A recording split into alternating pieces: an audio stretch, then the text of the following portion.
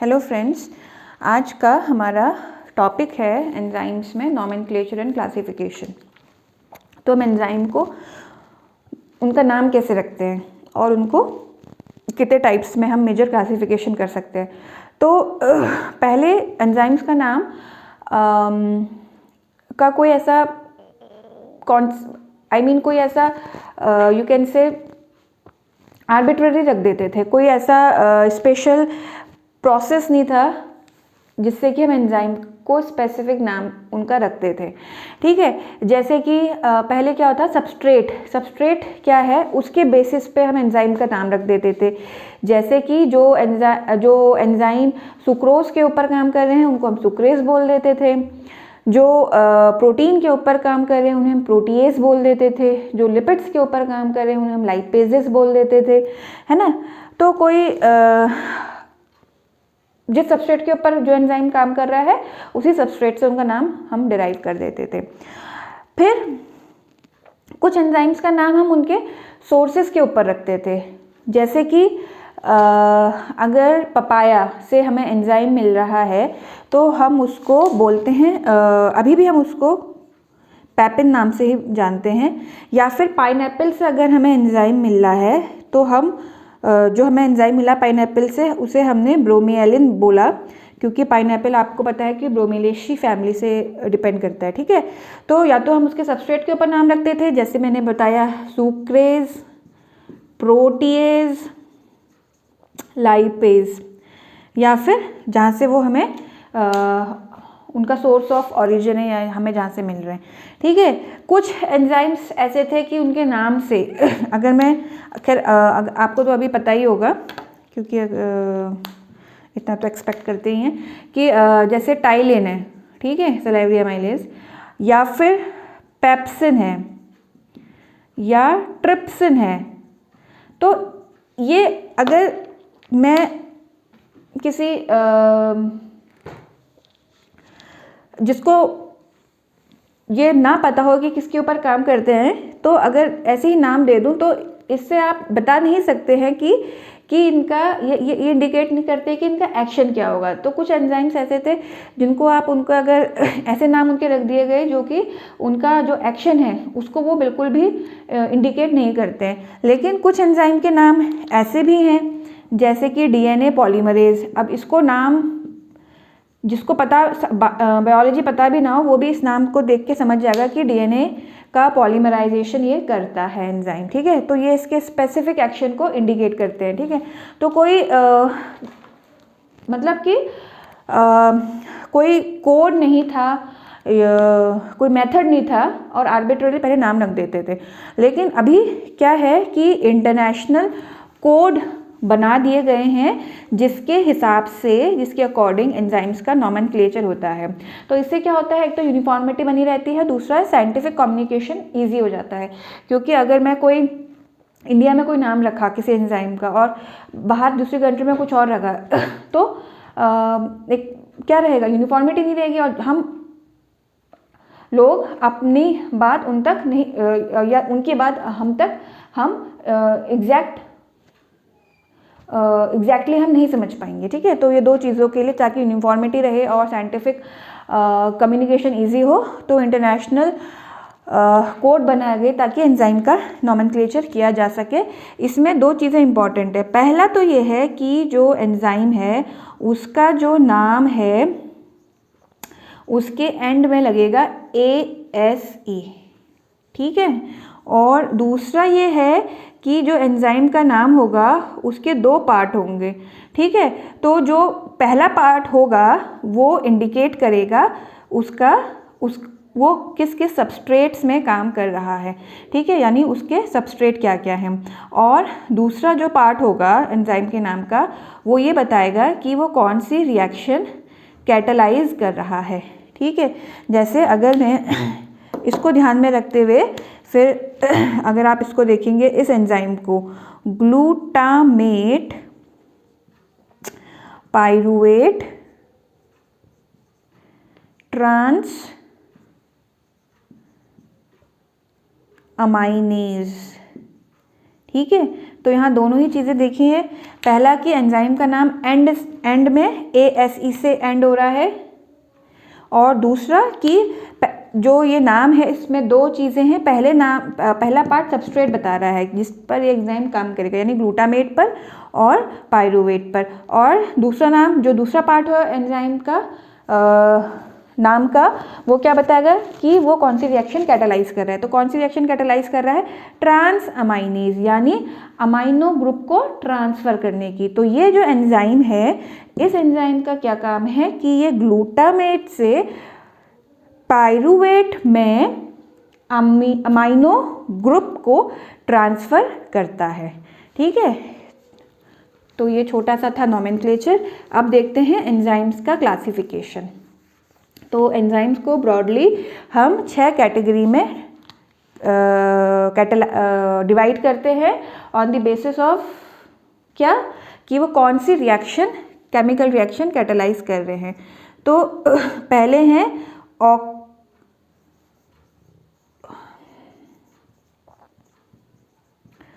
Oxido रिडक्टेजेस। तो नाम बता ही रहा है क्या करेंगे ये क्या करेंगे, अपने सबस्ट्रेट का, जिस भी सबस्ट्रेट में ये काम कर रहे हैं, तो उसमें ऑक्सीडेशन या रिडक्शन रिएक्शन को ये कैटालाइज करेंगे। यानी ये सबस्ट्रेट में या तो इलेक्ट्रॉन को ऐड या उससे सबस्ट्रेट से रिमूव करेंगे इलेक्ट्रॉन्स, या फिर आप कह सकते हो कि सबस्ट्रेट में हाइड्रोजन आयन को ये ऐड या सबस्ट्रेट से हाइड्रोजन आयन को ये रिमूव करेंगे। ठीक है, तो ये कैटालाइज करेंगे ऑक्सीडेशन एंड रिडक्शन रिएक्शंस, जैसे कि these will catalyze oxidation and or reduction reactions of their substrates. ठीक है, example cytochrome oxidases, nitrate reductases and succinate dehydrogenases। तो ये एग्जाम्पल हैं एंजाइम्स के जो कि ऑक्सीडो रिडक्टेजेस में आएंगे। तो ऑक्सीडो रिडक्टेजेस को हम वैसे भी 3 और इनके सब क्लासिफिकेशन कर सकते हैं, oxidases enzyme, reductases enzyme and dehydrogenases enzyme. ठीक है, अब है transferases. Again as the name indicate, ये क्या करेंगे कि ये स्पेसिफिक ग्रुप्स को ट्रांसफ़र करेंगे। These will transfer specific groups from one substrate to another substrate। जैसे कि अभी हमने नॉमेनक्लेचर में भी मैंने एग्जाम्पल दिया था, ग्लूटामेट, पायरूवेट, डिहाइड्रोजिनेज। अच्छा, एक चीज़ में नॉमेनक्लेचर में बताना रह गया था कि अभी भी हम जो आर्बिट्री नाम है पैपिन, ब्रोमेलिन या सुक्रेज या यूरिएज या जो भी हमने पहले, जैसे डीएनए पॉलीमरेज, ट्रिप्सिन, टाइलिन, हम अभी भी इन नाम को कैरी कर रहे हैं और उनको हमने चेंज नहीं किया, क्योंकि अब वो बहुत ज़्यादा फेमिलियर हो गए हैं और अब उनको चेंज करने का कोई मतलब नहीं रहता, क्योंकि वो हम डेली लैंग्वेज में हम उनको यूज़ करते हैं, हमें पता है। ठीक है, तो अब उसको छोड़िए, ये आ गया ट्रांसफरेजेस। ठीक है, ट्रांसफरेजेस यानी जो ट्रांसफ़र कर रहे हैं certain specific groups from one substrate to the other. अब है हाइड्रोलेजेस। हाइड्रोलेजेस क्या हुए? ये वो एंजाइम्स हैं जो कि लार्ज मॉलिक्यूल को, यानी बड़े जो सबस्ट्रेट्स हैं उनको स्मॉलर मॉलिक्यूल्स में ये क्या करेंगे? तोड़ेंगे, स्प्लिट करेंगे। ठीक है, with the help of water molecule. ठीक है, और जब भी वाटर मॉलिक्यूल लार्ज को इसमें तोड़ता है तो उसे हाइड्रोलिसिस बोलते हैं। Hydro means water, lysis means तोड़ना, ठीक है। तो ये क्या करते हैं, स्पेसिफिक जो कोवेलेंट बॉन्ड्स हैं उनको ब्रेक करते हैं, स्पेसिफिक कोवेलेंट बॉन्ड्स को ब्रेक करते हैं, जैसे कि most of the digestive enzymes इस कैटेगरी में आते हैं, ठीक है। पेप्सिन, ट्रिप्सिन, कोई भी आप यहाँ पर एग्जाम्पल्स लिख सकते हैं। उसके बाद है लाइएजेस। लाइएजेस क्या करेंगे कि ये भी स्पेसिफिक कोवेलेंट बॉन्ड्स को तोड़ेंगे, ठीक है, स्पेसिफिक कोवेलेंट बॉन्ड्स को तोड़ेंगे। These will also cleave specific covalent bonds, लेकिन without hydrolysis, without hydrolysis. Now this is important, okay.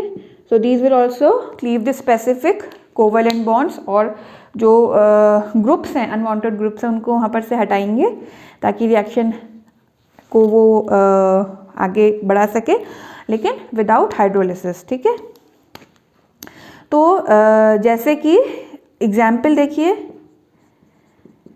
Histidine decarboxylase, ये क्या करता है, जो कार्बन कार्बन बॉन्ड होता है हिस्टिडीन में, हिस्टिडीन क्या है, एक तरह का अमीनो एसिड है, उसको ये तोड़ता है, और तोड़ के क्या करेगा, आपको मिलेगा histamine plus carbon dioxide, but no water molecule is involve, ठीक है। तो हिस्टिडीन डीकार्बोक्सिलेज, आपको हर एक कैटेगरी का एंजाइम का नाम ज़रूर याद रखना है एग्जाम के लिए। अब है आइसोमरेजेस, जैसा कि नाम बता रहा है आइसोमरेशन, जो आपने केमिस्ट्री में पढ़ा होगा। तो ये एंजाइम्स क्या करते हैं, जो मॉलिक्यूलर स्ट्रक्चर है उसका जस्ट रीअरेंजमेंट करेंगे सबस्ट्रेट का, ठीक है, रीअरेंजमेंट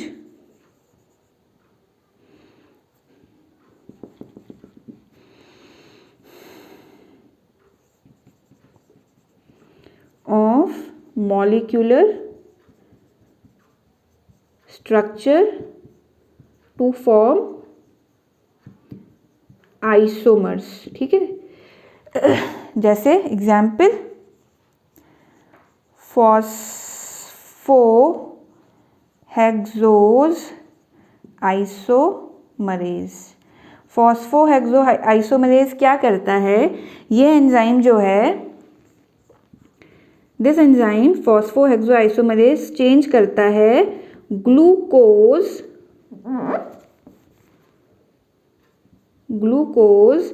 6-फॉस्फेट को किसमें, फ्रक्टोज 6-फॉस्फेट में। ग्लूकोज और फ्रक्टोज दोनों में ही 6 कार्बन प्रेजेंट होते हैं और एक दूसरे के आप कह सकते हैं आइसोमर हैं, ठीक है। तो आइसोमरेसिस एंजाइम क्या करते हैं, मॉलिक्यूलर स्ट्रक्चर को चेंज करते हैं ताकि आइसोमर बना सके, जैसे कि फॉस्फोहेक्सोज आइसोमरेज जो कि ग्लूकोज 6-फॉस्फेट को फ्रक्टोज 6-फॉस्फेट में बदलता है। ये दोनों चीज़ एक दूसरे के आइसोमर हैं, कार्बन नंबर सेम रहते हैं, बस अरेंजमेंट डिफरेंट है। और लास्ट में है लाइगेज। लाइगेज एंजाइम जैसा कि आपको पहले से भी पता है, हमने जब जेनेटिक्स पढ़ी थी उसमें काफ़ी यूज़ हुए थे, इनफैक्ट जेनेटिक इंजीनियरिंग में। तो लाइगेजेस या सिंथेटेजेस, जैसे नाम बता रहा है, लाइगेज क्या करेगा, चिपकाएगा, जोड़ेगा। सिंथेटेजेस इसी का दूसरा नाम है, सिंथेटेजेस यानी सिंथेसिस कर रहा है। तो ये एंजाइम क्या करेंगे, ये उन रिएक्शंस को कैटेलाइज करेंगे जिसमें कि 2 सबस्ट्रेट्स या 2 से ज़्यादा सबस्ट्रेट्स के बीच में ये कोवेलेंट बॉन्डिंग कराएंगे ताकि वो दोनों मिलके एक लार्ज मॉलिक्यूल बना सके। अब क्या है, 2 छोटे छोटे मॉलिक्यूल मिलके एक लार्ज मॉलिक्यूल बना रहे हैं, तो वहाँ पर आपको एनर्जी पुट करनी पड़ेगी ताकि वो रिएक्शन हो सके। तो ये एनर्जी जो होती है वो ATP की हाइड्रोलिसिस से मिलती है। तो ऐसी रिएक्शंस जो लाइगेजेस या सिंथेटेजेस कैटालाइज करते हैं उसमें एटीपी की हाइड्रोलिसिस होती है ताकि एनर्जी उस रिएक्शन के लिए मिल सके एटीपी से। जैसे कि इसका एग्जाम्पल क्या हो जाएगा,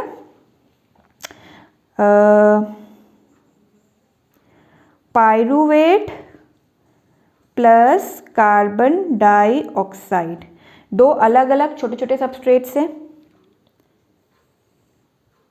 एंजाइम पायरूवेट कार्बोक्सिलेज, ठीक है, और एक लार्ज मॉलिक्यूल आपको मिला ऑक्जेलो एसीटेट, ठीक है। तो इन्होंने क्या किया, सिंथेसिस करी एक नए लार्ज मॉलिक्यूल की।